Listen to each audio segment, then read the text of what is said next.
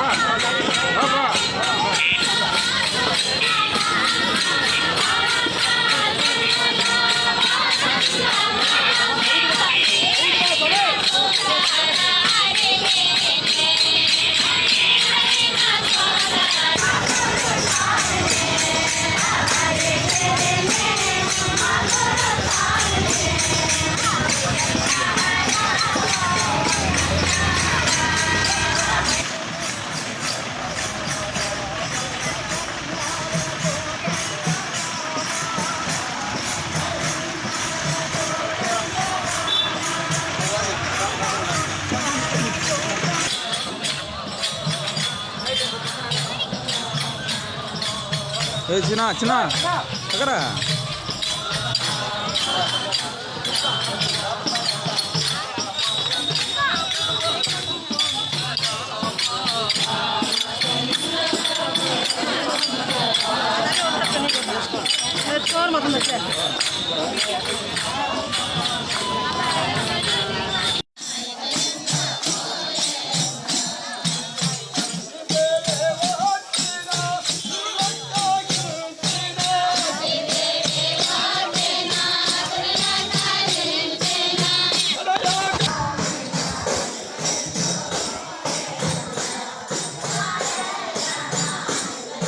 పక్కకన్నా పోవాలా అనుకోనన్నా పోవాలా?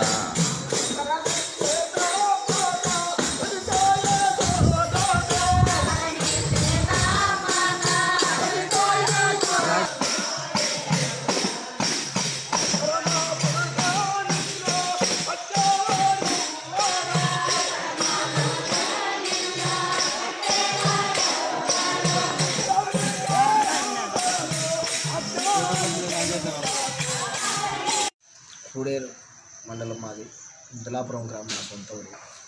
మాకు శ్రీ శ్రీ సద్గురు శాంతానంద రంగయ్య స్వామి వారని ఆ మహానుభావుని వల్ల ఈ శ్రీ జగన్మాత ఈశ్వరీదేవి ఆశీస్సులతో ఆ మహాతల్లిని మేము చిన్నప్పటి నుంచి నేను 18 ఏళ్ళు పిల్లనప్పటి నుంచి అమ్మవారిని నమ్ముకొని కొలుస్తూ ఈరోజు నాకు ఎంతో మహాతల్లి జగన్మాత ఈశ్వరీదేవి ఎంతో కృపా సంకల్పంతో నేను ఎంతో మందికి అమ్మవారిని దర్శనానికి ఆహ్వానిస్తూ ఇక్కడ వరకు మేము తీసుకొచ్చి అమ్మవారి జీవ సమాధిని కూడా చూపిస్తూ వాళ్లకు చేసిన పాపకర్మములన్నీ తొలగిపోవాలని, తెలిసో తెలియక చేసిన కర్మ ఫలితాన్ని విమోక్షణ కావాలని శ్రీ జగన్మాత ఈశ్వరీదేవి పోతులు వీర బ్రహ్మంగారి పెద్ద కుమారుడైన గోవిందాచారి గారి పుత్రిక ఆ మహాతల్లి ఈశ్వరీదేవి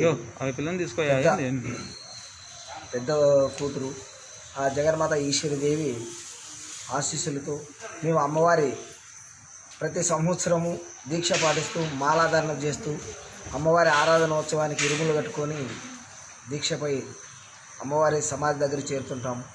ఇక్కడ ఉరవకొండలో ఈశ్వరీదేవి మఠం, రంగయ్య స్వామి ఆశ్రమం కూడా ఉంది. కడప జిల్లాలో చిట్వేల అగ్రహారంలో ఈశ్వరీదేవి మఠం, రంగయ్య స్వామి ఆశ్రమం. రంగయ్య స్వామి వారు ఈశ్వరీదేవి ఉపాసకులు.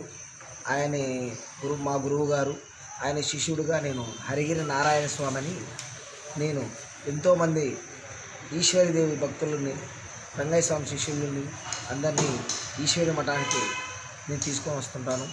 ఈశ్వరీదేవి మఠం బి మఠం, చిన్న మఠం అని అంటారు. ఇక్కడ ఈశ్వరీదేవి మఠం కూడా బ్రహ్మంగారి మఠంలోనే మహాతల్లి జీవ సమాధి పొందింది. ఆ మహాతల్లి ఇప్పుడు జీవ సమాధి పొంది 262 సంవత్సరాలు అవుతుంది. ఆ జగన్మాత ఈశ్వరీదేవి ఆశీస్సులతో ఇంతవరకు మేము ఇక్కడ వేలాది మంది భక్తాదులను తీసుకొని వస్తూ ఎన్నో సేవ కార్యక్రమాలు, అమ్మవారి ఆరాధనోత్సవాలు, గ్రామోత్సవాలు, మాలా కార్యక్రమము, వస్త్రదానములు చేస్తూ ఎంతోమందిని ఆహ్వానిస్తున్నాము. ఆ జగన్మాత ఈశ్వరీదేవి ఆశీస్సులు మన భారతదేశంలో ప్రతి ఒక్కరికి ఉండాలని, ఆ జగజ్జనని ఈశ్వరీదేవి మహాశక్తి స్వరూపురాలు. ఆమె పార్వతీదేవి అంశంతో జన్మించిన తల్లి. ఆ జగన్మాత ఈశ్వరీదేవి ఇక్కడ జీవ సమాధి కందిమలాయపల్లిలో జీవ సమాధి ఉంది. ఆ సమాధిని ప్రతి ఒక్కరూ దర్శించిన వాళ్ళకు అమ్మవారి సమాధి పైన ఉండే కుంకుమ పసుపు ప్రతి ఇంట్లో చల్లుకుంటే పీడా పిశాచాలు ధూళి ఏది ఉండదు, సర్వ వ్యాధులు నివారణ అవుతాయి. అంత జగన్మాత శక్తి స్వరూపురాలు ఈశ్వరీదేవి. ఆ శక్తి స్వరూపురాలు ఈశ్వరీదేవి ఆశీస్సులతో మేము ఇంత దూరము అనంతపురం జిల్లా నుంచి కందిమల్లాయపల్లికి కనీసం 2 నెలలకు ఒకసారి కూడా వస్తూ ఎంతోమంది భక్తాలు పిలుచుకొని వస్తుంటాము ఇక్కడికి. ఇది మేము చేసే పని.